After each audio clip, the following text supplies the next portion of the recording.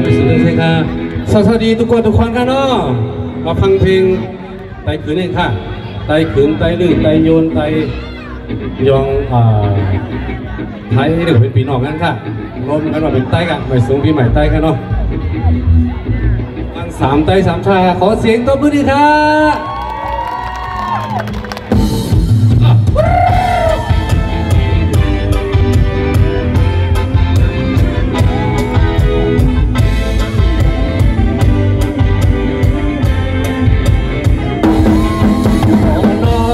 ไปห้องลุง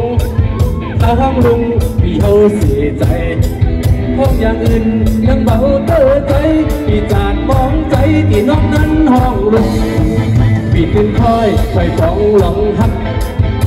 น้องนั้นบ่รู้จักใจพี่ฮักน้องมาหึงจากใจฉันมาน้อยใจนับถือพี่เป็นลุงอายุนั้นน้องอย่าถามกันก็สำคัญอยู่ที่จุดใจมาฮักกันไว้จึงดีความกินหวานอยู่ที่คนนั้นความฮักอยู่ที่ความปึงใจของสองเขาคนงามก็เธอเสียใจตัวแกไปใจยังเบาเท่าควันเรามาห้องว่าพี่มาน้องคนดีใครกินสังบอกพ่อพี่ลุงมือยังแฟนฟังได้หนุ่มแน่นะท้องลุงแน่คนดีปีว่าเป็นตาจะจัดอะไรจะจัดทำอะไรคะ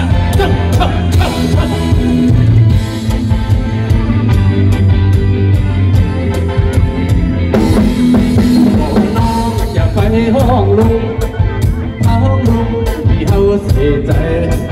ห้องอย่างอื่นยังเขาเตือใจพี่จาดมองใจที่น้องนั้นห้องลุง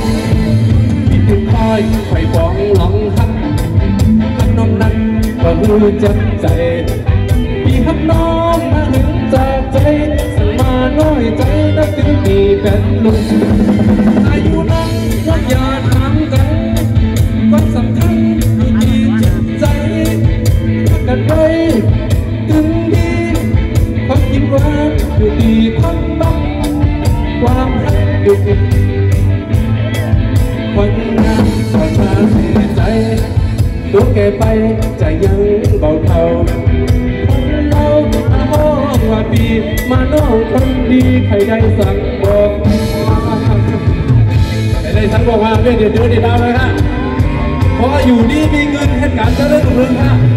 รับก็อะไรเงินหมื่นอื่นก็อะไรเงินแสนแหวนก็อะไรเงินบาทขยับไปกินไปยินได้ฟังกันเนาะตรงนี้คือบอกค่ะ